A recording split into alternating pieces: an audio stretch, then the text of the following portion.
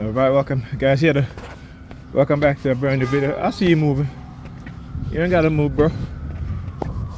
See how long you been waiting there? Right? And no other cars pull out of the parking space. Well, he was just waiting there, waiting for me to come outside. Alright? You hear the sirens, you hear the helicopter above too.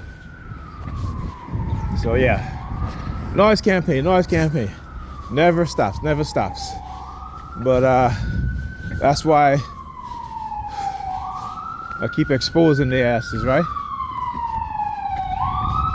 Anyhow, earlier on today, I woke up a little early, around 9 o'clock, and they sent out the fire truck to engage in noise campaign.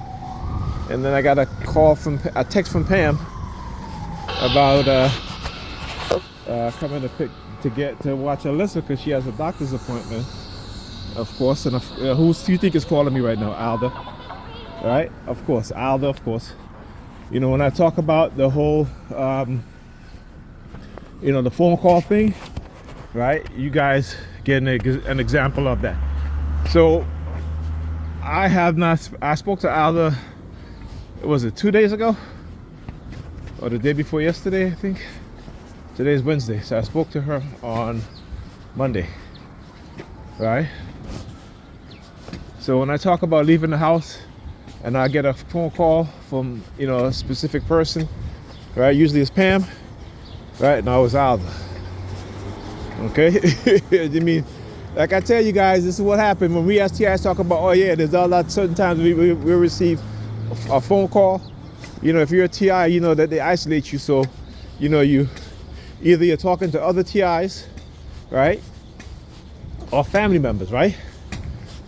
And particularly when it comes to certain people, they will use them over and over, particularly when they hijacking their consciousness, right? And you know, using them to call you at a specific time, a specific moment. So with all the noise that's going on, you hear the helicopters, the sirens, and so forth. Right? She calls me, you know, as I mention these things, because again, you know, same thing will happen whenever I call her, she calls me, and we're on the phone and we're mentioning something. All of a sudden, they'll use the sirens, the fire trucks, either on my end or on her end. You know, she'll say, "Oh, there you go, Nigel. Listen to look. This is the fire trucks on my end." You know, so we're kind of used to that, right? But you know, it's another reason why, you know, I started recording with this phone also, because I wanted to also show you guys how, you know, when I receive certain phone calls at a certain particular time, and so forth, right? And it's usually when I'm leaving the house, right? They'll use either Alda or Pam. For the most part, they'll use Pam, particularly when the New York Police Department is involved in targeting me, you know, in a more extreme way. You know, that will happen. So glad I'm able to document these things. So when you read about these things, you'll see that it not only happened to me, but other TIs as well, because we all mentioned the exact same thing that has happened. All right, almost the exact same thing, I should say. But anyway, my daughter's home from school today again. So Pam texted me to let me know that she's at home and so forth. You know, tell you, this woman is just funny, you know. And I get over there, I got to make sure that she at least did her homework, because she's been out of school for 2 days now. So she needs to do her homework. Like I said, when I tried calling yesterday, couldn't get in touch with her because she's always doing something, you know. Either she's sleeping, she's taking a bath, or she's downstairs heavy. And when it comes to stuff like this, I know it's the avoidance and the fact that her mother won't even make sure that she did her homework. All she says to me is, you know, I'm sick. Okay, so what does that have to do with anything? Just because you're sick, that doesn't mean that you can't make sure that your child, you know, does her homework, or your children don't do their homework. You know, like, they have all the excuses, man. But when you sick as a man, you still got to do all these things, right? You still got to do all these things. You still got to you know, show up 100%.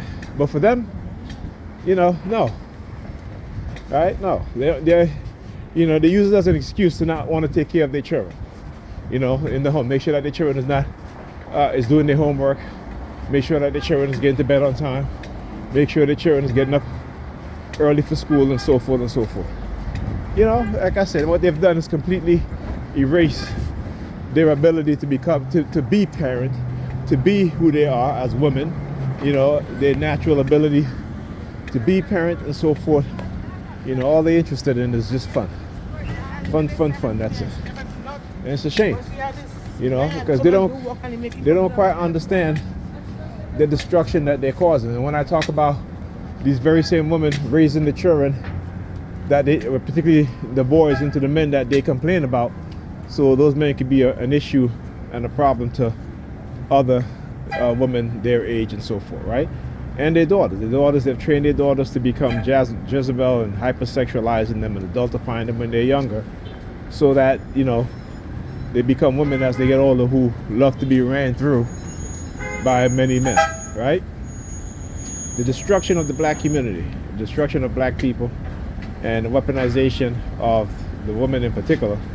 And it's not to say that we as men has not been weaponized, but I think we as men, as we get older, we come into some awareness and some self-awareness and consciousness about what the system is doing.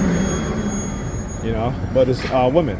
Our women have yet to really understand what is going on, what is taking place, because they're too busy, right? They want to be occupied with fun, so whether it be in the churches or whether it be, you know, going out, having a good time and so forth, vacationing and so forth, you know, it's ridiculous. And like I said, for my young brothers out there, you guys need to listen to the older men, all right? When we're talking about, you have to concentrate on you and doing what's best for you, because your mama don't care, right?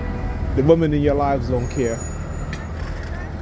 right? They're all about themselves and deluding themselves, and they continue to delude each other in terms of, you know, what's important, right? Again, all you gotta do is just look within the black community. Go look at the facts and the statistics and the reality, right? Don't come with delusional talking points like a lot of our women do. They are conditioned and they don't want to know and understand what's being done. All right, even if that means destroying your lives and the lives of their children and their younger people within the community, they will throw them under the bus, right? Because they're still trying to live life, you know, even after they hit 60, 70. You know, let the young people live their life. We've had our lives. Yes, I understand things didn't work out the way we expected it to, but it's not our fault.